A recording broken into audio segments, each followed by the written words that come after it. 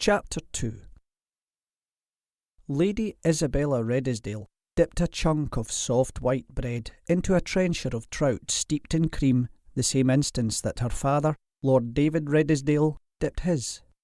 Their hands bumped. She looked up and smiled, but her father kept his gaze downcast. She turned away and numbly brought the sodden bread to her lips. She imagined the bread was a stone that would crunch when she bit down. The din would echo throughout the great hall, and for once she would not have to eat in silence.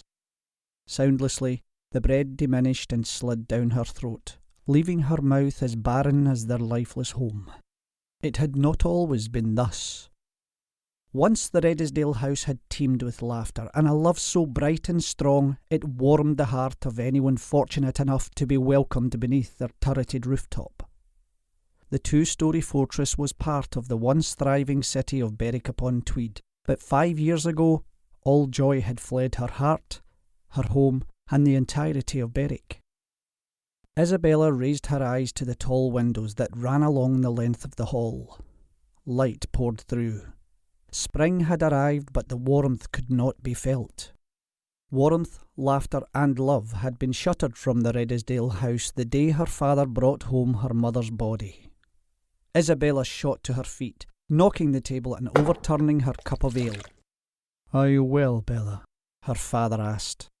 She looked down into his anguished eyes. "No," she screamed on the inside. "I have been entombed." She took a deep breath and slowly sat down. A servant rushed to wipe the ale before placing a new cup in front of her. "Forgive me, Papa. My thoughts had turned to sorrow. I just wanted it to stop." She had no more tears. She had cried so many over the past 5 years, enough to fill the river Tweed. And although her father had stopped crying long ago, he had retreated inside himself, becoming a shadow of the man she once knew. Isabella gazed back out the windows. Once Berwick had been a thriving market port, the very heart of Scottish export and trade. Merchants had travelled from faraway lands to sell exotic fabrics, carpets, and spices in the bustling city centre. Her own father, whose estates in Northumberland bordered Berwick, had often frequented the Scottish city. It was in Berwick where he had met Isabel's mother, Annunziata Santo Spirito, and decided to make the city his permanent residence. Annunziata had been the daughter of a wealthy Sicilian merchant. On a clear summer's day, Annunziata and David had been strolling amid the market stalls and reached for the same piece of soft Flemish wool. Annunziata had looked up and found herself gazing into David's pale green eyes the instant before her heart ignited with love's fire, or so her mother had told Isabella on many occasions. Expecting to face resistance to the match from his own father, David had been surprised when his Sicilian lover was embraced by his parents.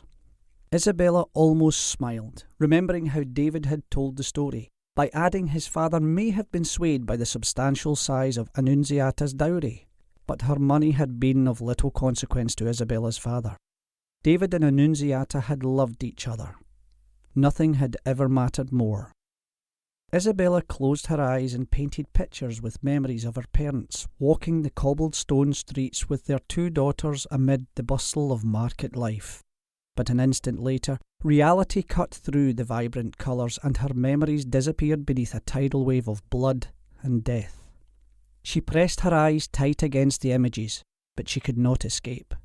Love had once set her mother's heart aflame, but all love and lightness were snuffed out 5 years ago, when King Edward of England marched on the Scottish city. His orders: show no mercy. Men, women, and children were put to the sword. The streets of the great city had run red with blood. The invasion had turned into a massacre of unimaginable proportions. But it was not only Berwick's Scottish residents who had perished. The Great Hall, a large building dedicated to trade, had been torched, killing hundreds of Flemish merchants. Many English residents had also been slain in the chaos. Her beloved mother had been one of those tragic souls.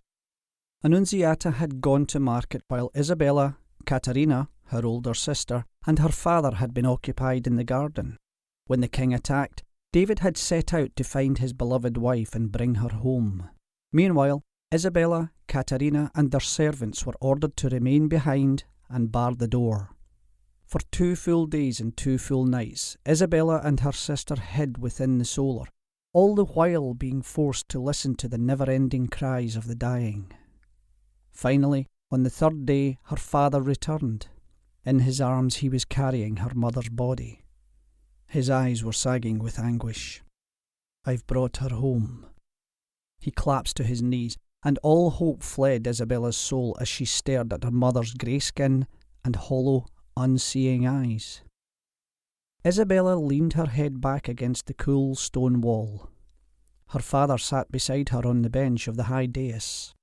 In front of her, 2 long tables stretched the length of the hall, but their surfaces were bare. Even the servants could not stomach the gloom, and chose instead to take their meals in the kitchen. "My lord." Isabella looked toward the rare intruder. A young servant girl named Mary dipped into a low curtsy. Her pale blonde hair was covered by a sheer white veil. She wore a dark green tunic with a cream-coloured surcoat. Her blue eyes flashed at Isabella before settling once more on David. Isabella cast her eyes to the side. Her father had not looked up. "What is it, Mary?" she said. The girl's eyes brightened. "A messenger has arrived, sent by your sister." Isabella jumped to her feet, once more spilling her ale. "Show him in, and make haste." She had not seen her sister for 3 long years.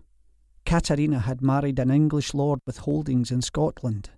However, border conflict had prevented travel. She turned to her father. "Katarina has sent a messenger." He reached out and squeezed her hand. "Prepare yourself, daughter. I can see your excitement, but the messenger may carry ill tidings." Her face fell.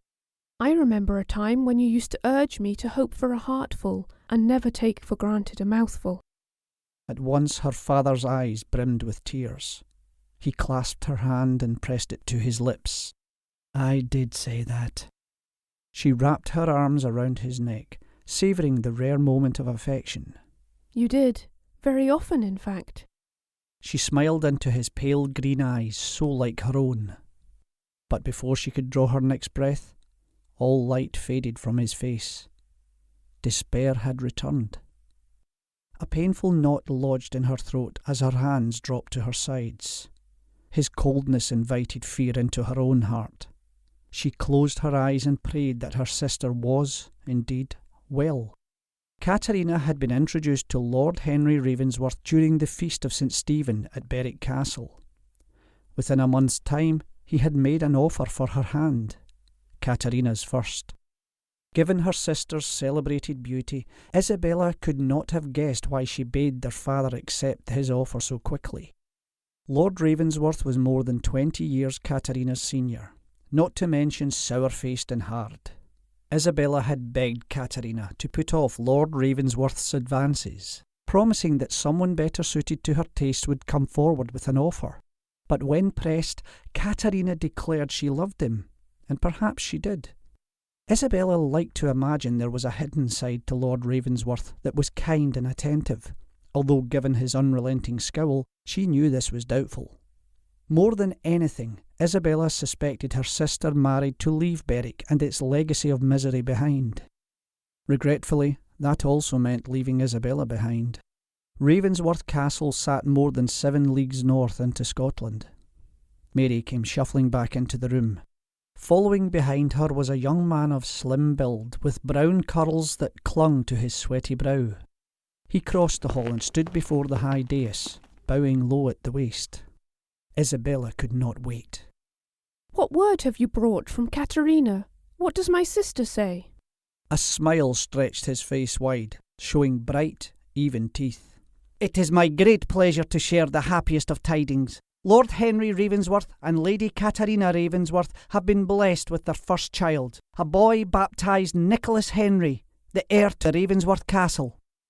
Isabella clasped her hands together. "A baby!" She turned to her father. He looked dumbstruck. She grabbed his arm. "Father, did you not hear? Katarina has a son." He slowly stood, brows raised, The beginnings of a smile tugged at his lips. "A son," he whispered.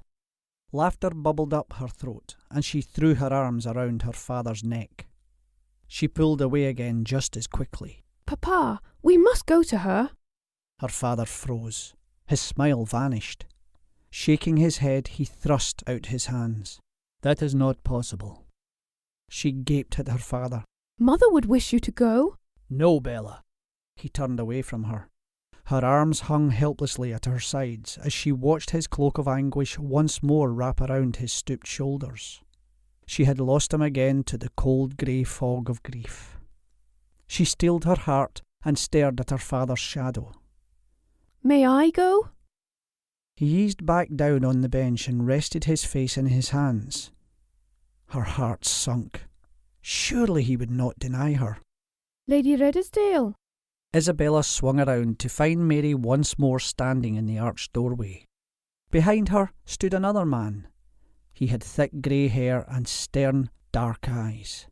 "Yes, Mary. Another messenger, my lady, sent by Lord Percy." Her father gasped, drawing her gaze. To her surprise, his nostrils flared and he narrowed suspicious eyes on the new messenger. Isabella placed a hand on his tense shoulder. His body eased at her touch. She looked down and saw his brow unfurl. After several moments, he shifted his gaze away from Lord Percy's messenger back to the young man still standing in front of them. "What is your name?" he said. "Thomas, my lord." "Thomas, how are our borders? Is it safe enough for travel?" The young man pulled at the thin whiskers on his chin. "Our borders have been peaceful for some weeks now. But mind you, the journey would not be without some risks, thieves and the like. Still, the distance is fewer than 7 leagues. Lord Redesdale's gaze shifted to look out the windows, but he crossed his arm over his chest and patted Isabella's hand still at rest on his shoulder. In a quiet voice he said, "You may go." Her hands flew to her lips. Relief untwisted her stomach. She leaned down and pressed a kiss to his cheek. "Thank you, Papa." A throat cleared near the doorway. Isabella turned and locked eyes with Lord Percy's messenger. He scowled, clearly not appreciating having been kept waiting. She glanced at her father, who continued to speak to Thomas, ignoring the other man's displeasure. "Make haste to the kitchen, Thomas. Find my manservant, William. Tell him to begin preparations for Lady Redesdale's journey north. She will depart in 2 days' time." Thomas nodded eagerly. "Lady Ravensworth will be most pleased by this news." He turned and bumped headlong into a maid carrying a tray laden with their next course. The dishes clattered to the ground. "My lord," the other messenger said, stepping over the spilled food and broken dishes. Not waiting for Isabella or her father to grant him leave to speak, he continued. "Lord Percy is concerned that our peaceful borders are making some of the lords complacent. Rumours have spread of talk against the king's campaign north into Scotland. Lord Percy hoped that, given the unfortunate events surrounding your wife's death, that your support would be readily offered." Isabella's stomach clenched. She glanced down at her father's white knuckles as he gripped the edge of the table. Slowly he stood, his hands now tight fists at his sides. "And why would I offer my support?" His voice grew louder with every word spoken. A cruel smile twisted the messenger's lips. He appeared to delight in her father's anger. "Because, my lord, the Scottish people killed your wife." Isabella gasped at the blatant lie. Moving faster than he had in years, Lord Redesdale stormed around the high dais, his eyes bulging wide. "Get out!" he shouted. "Get out of my house!" The messenger stepped back, slipping on the spilled food. He regained his balance and eyed his soiled shoes with disgust. "Lord Percy will not be pleased." "Get out!" her father yelled. His chest heaved as he laboured to breathe. Isabella rushed to her father's side. The messenger scowled at them. "You would do well to remember Lord Percy is favoured by King Edward. You have been warned."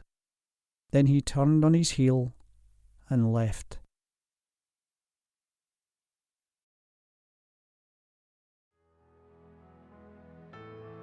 Thank you so much for watching. If you would like to enjoy more videos like this one, click the thumbs up button and subscribe to our channel. See you next time out in the Highlands.